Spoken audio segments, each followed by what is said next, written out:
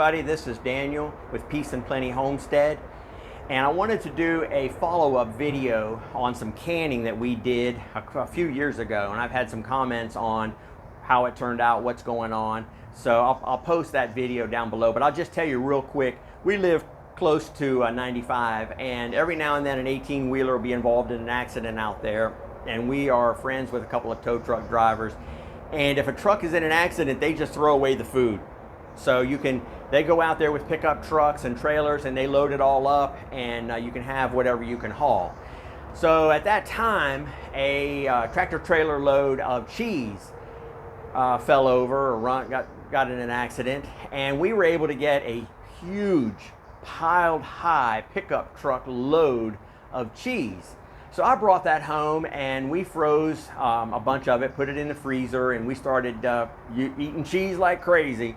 And I wanted to experiment a little bit with it, and we did a video with these little pint-sized largemouth jars.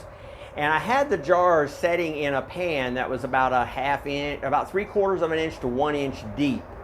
And the pan went across 2 burners. That was what I was trying to do, was have a pan that went across 2 burners, but would warm up the cheese enough to melt it so I can condense as much as possible into the jar. Then I sealed it and we canned it in our All-American canner. And this was just an experiment. And I had a teapot going with hot water, and I would add that to the pan to keep the water as high as possible so as not to break the jar. I accidentally let the water get just a tiny bit low, rushing around doing things, getting the canning set up, melting the cheese, all of that. The water got a tiny bit low, and 2 of the jars broke in the canning process. So I think it would work if you could just maintain the water height. If I ever did it again, maintain the water height as high as possible in that pan. It's like a pizza pan. It was really low. Only had about, you'll see it in the video, it's only about 1 inch tall, keeping the water at that level all the way through. And then we canned them. The thing about it is, I've opened it up now. It's been a year or two. It's been quite a while, and I don't think anybody would want to eat it. I mean, it kind of smells like dog food or cat food. I want something like that, cat food or dog food. It's kind of rubbery. It's rubbery. It's not cheese looking. It's dark. Now, the seal was still sealed. When I popped it, it was still under pressure, so I don't think there was anything growing, any botulism or any mold or anything growing in there. But when you have a freezer full of cheese that's frozen, we still have many bags of it to go. When you open this up and you smell it and you look at it, the texture and the smell, it's more like, I don't even think the cats would eat. I'm going to use it as in the mouse traps.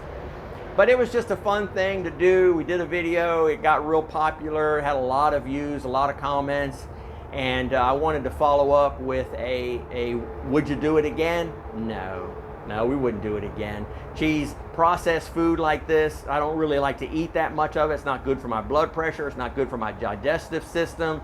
It was just a fun thing to do because we had so much cheese, and I always like to experiment and try different things. And so that's what happened with that. On the tiny house that I'm in right here, we call it the tiny house on YouTube, but here around the farm we call it the cottage, the guest house. I had to cover it up. We've got temporary plywood over the whole entire floor, and just a gigantic piece of plastic right here. You can see it hanging down. It's hanging down over the whole thing. We've got friends and family coming over for a mid-July, August get-together, and I needed to catch up on some things on the farm.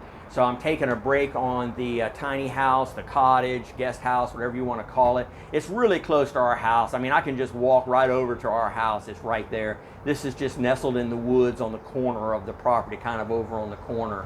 And it's got excellent views out the back, the trees hanging over it. It's 100 and something out there today, but in here under the trees, it's fairly cool. I mean, I'm sweating. I got a rag. I'm sweating.